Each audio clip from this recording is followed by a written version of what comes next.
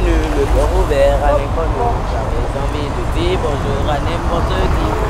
N'importe qui, ce fut toi, je t'ai dit n'importe quoi.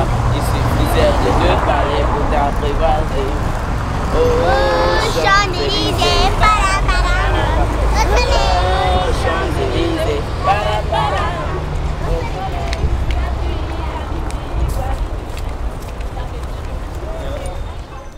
Alors le village des Copains du Monde consiste à accueillir des enfants venant pour le compte du Secours populaire de 16 pays partenaires avec le Secours populaire, et de leur faire vivre ensemble dans un centre une colonie de vacances conviviale, solidaire et populaire surtout, et de vivre avec beaucoup de tolérance et surtout de partager ses différences. Sur les 16 délégations, il y en a au moins 14 pour qui c'était la première fois qu'ils venaient en France, que ce soit les responsables comme les enfants. Bien sûr, ce sont des enfants qui sont des enfants en situation très difficile dans leur pays.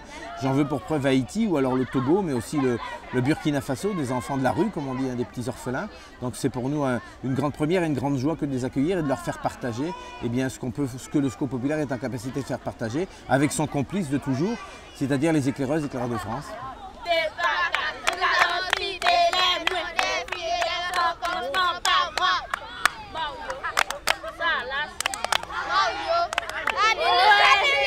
Le Burkina Faso, puis la Tunisie aussi, et la Corée du Nord, et puis le Togo. Ça nous permet de comprendre mieux la vie des autres en fait parfois. Là c'est mes amis du Togo, j'ai des amis du Vietnam et de la Corée du Nord. Parler avec eux c'est pas facile, mais avec des gestes oui ça va. Et tu as appris des mots de langues étrangères? Oui. Tu as appris quoi par exemple? En fait, en langue polonaise, on dit encore Hamchi, c'est-à-dire je t'aime. Oui. En langue sahraoui, allez, allez, nala, nala. Oui. Et ça veut dire quoi? Allez, allez. Oui. Yala, yala.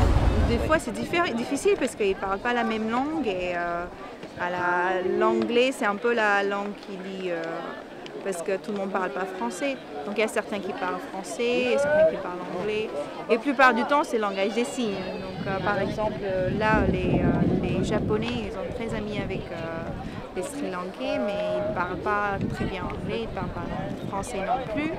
Donc pour communiquer, c'est vraiment intéressant comment ils font. Des fois, je regarde ce matin, même au bateau-mouche, ils avaient une conversation. C'est juste pour savoir quand est-ce que tu es né.